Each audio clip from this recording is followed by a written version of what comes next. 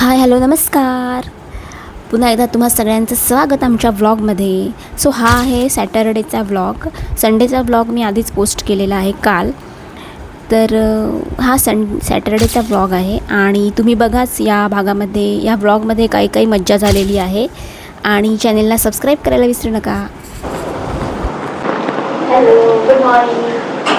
आज आहे सॅटरडे आणि आजचा मेनू आहे काय आहे? चीज सँडविच, चीज कॉर्न सँडविच. अच्छा, तर आपण रेसिपी बघूया काय काय आहे. माझी काय मदत हवी आहे का? नको, फक्त व्हिडिओ करण्यासाठी मदत कर. तेवढीच खूप आहे.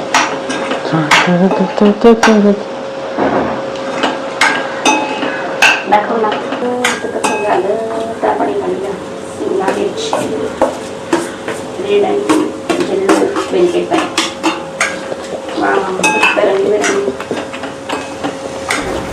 तर कॉर्न मी शिजवून घेतलेले होते, ते आता मी तेलावर परतून घेतले आणि मला रेडीमेड कॉर्न नाही मिळाले, त्यामुळे मी मक्याची कणसं आणि काय काय घातलं, काय काय घातलं ते?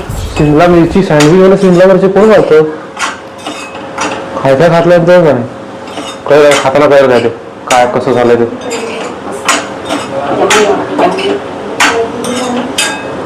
काय करते दिवस आपण खायचं काम करायचं आपल्याला. तर या सँडविचमध्ये मी कॉर्न आणि दोन्ही कलरचे बेल पेपर्स, येलो आणि रेड बेल पेपर घातले आहेत आणि मीठ घातलं थोडंसं आणि त्यानंतर दूध घातलं.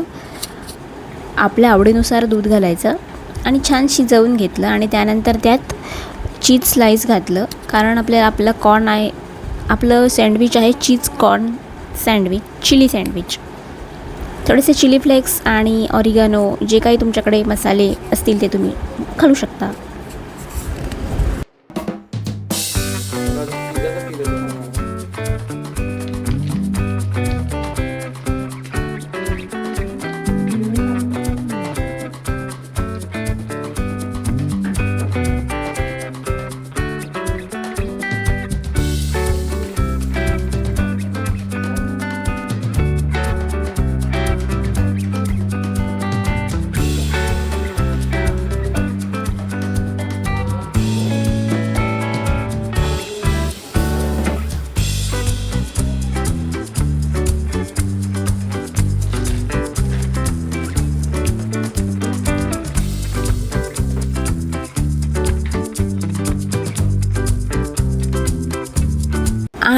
आणि त्यानंतर तव्यावर मस्तपैकी भाजून तयार आहे आपलं कॉर्न चीज चिली सँडविच.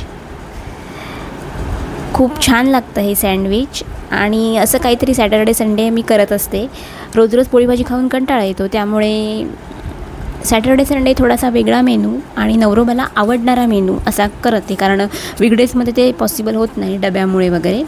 सो सॅटर्डेच्या लंचला मस्त चीज सँडविच खाल्लं आणि पोट तृप्त झालं सगळ्यांचंच. आणि आज संध्याकाळी आम्ही कुठेतरी जाणार होतो. सॅटर्डे संडे असला की कुठेतरी भटकंती आमची असतेच. सो संध्याकाळी आम्ही भर उन्हाचं निघालेलो, कारण जास्त उशिरा गेल्यावर अशा स्पॉटवर गर्दी होते आणि मग तिथे काहीच करता येत नाही, शूट म्हणा किंवा शांत बसता येत नाही. त्यामुळे संध्याकाळी 5 वाजताच आम्ही निघालो, कारण बुलेटवरून जाणार होतो. आणि हे बघा आमचे साहेब, बुलेट राजा.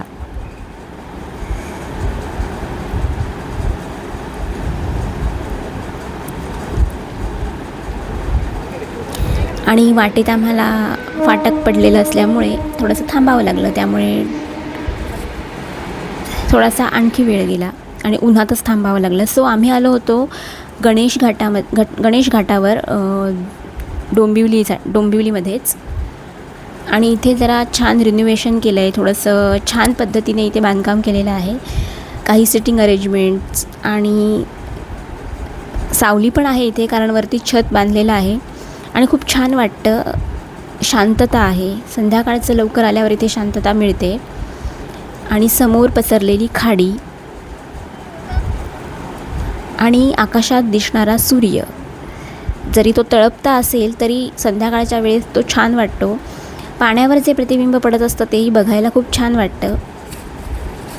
संध्याकाळची वेळ अशी असली की मनाला शांती मिळते आणि विकेंडलाच असं काहीतरी आम्हाला अनुभवता येतं. त्यामुळे मस्त शांत बसून राहिलो, गप्पा मारल्या, थोडेसे फोटोज, थोडंसं शूट असं सगळं केलं आणि आमचा सॅटरडे सार्थकी लागला.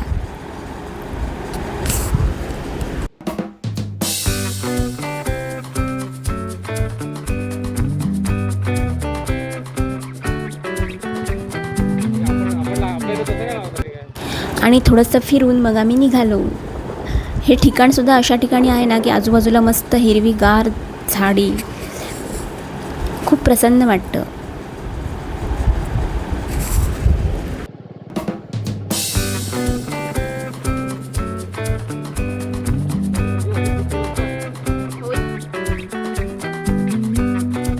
त्यानंतर एवढ्या उन्हातून येऊन खूप दमायला झालं आणि उन्हाळाच एवढा आहे, हीटच एवढी आहे की लगेच थकून जायला होतं, घामाघूम व्हायला होतं. त्यामुळे येऊन थोडीशी विश्रांती घेतली. माझी थोडीशी कामं होती, थोडंसं एडिटिंग होतं, ते केलं.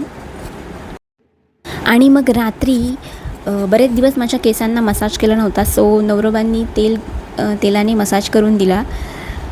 केसांचं भूत दिसत असलं तरीसुद्धा तेलाने मसाज करणं खूप आवश्यक होतं, गरजेचं होतं. त्याने खूप शांत वाटतं, बरं वाटतं आणि शांत झोपही लागते. कधीतरी असं तेलाने मसाज करून देणं हे खूप भारी फिलिंग असतं. आणि इकडे आमचा ओरिओ मस्त बघत बसलेला आणि त्यालाही असं वाटत असेल की माझी पण चंपी करून द्या एखाद दिवशी. मलाही वाटतं तेल लावून मसाज करून घ्यावं. सो असा आता आजचा व्लॉग. तुम्हाला हा व्हिडिओ आवडला असेल तर लाईक, शेअर, सबस्क्राईब करायला विसरू नका. Bye bye.